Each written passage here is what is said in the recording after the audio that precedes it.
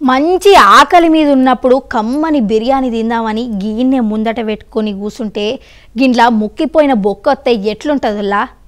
ఇంటికి చుట్టాలు వచ్చిండ్రని మిఠాయి దుకాణంకి పోయి కమ్మటి పాయసం తెచ్చి తాగుతుంటే మధ్యలో కట్టెపూల వస్తే ఎట్లుంటదుల్లా. ఏ ఆపు, అసలు ముచ్చటేందో చెప్పంటురులే.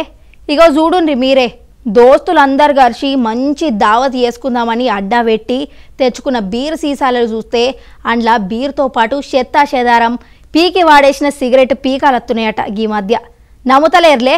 అయితే ఈ వీడియోని మీరే చూడుర్రి, మీకే ఎరకైతుంది. మన యాదాద్రి జిల్లా నారాయణపురం మండలం కాడున్న ఓ వైన్స్ లాకెళ్ళి బీరు సీసాలు కొన్నారట. తీరా గుట్కలేసుకుంటా తాగుదామని చూస్తే తాగకముందే నెత్తి గిర్రు అని తిరిగిందట. ఎందుకంటారులే, గీ అన్నలు కొన్న బీరు సీసాలల్లా తాగి పారేసిన సిగరెట్ పీకలున్నాయటల్లో. అరే, మేమింకా సీసానే ఇప్పకపోతుమి, గివి యాడికెళ్ళొచ్చినాయి? నోరు తెరిచి గా వైన్స్ కాడికి పోతే మాకేం తెలియదు గా సీసా ఎట్లొచ్చిందో గట్లనే అమ్మేనామని దులుపుకున్నారట. ఇక ఇసొంటి వార్తనే మన మెహబూబాబాద్ కాడ కూడా జరిగిందటుల్లా. ఈ పట్నంలోండే అనిల్ అనే అన్న 3 బీర్లు కొనుక్కొని ఇంటికి పోయిండట. ఇక సీసా ఇప్పి రుచి చూద్దామని సిద్ధమవుతున్న టైంలా ఒక బీరు సీసాల చెత్తా చెదారం కనిపించిందట. అరే, గిదేంది బీరు సీసాలల్లా గిదుందేంది?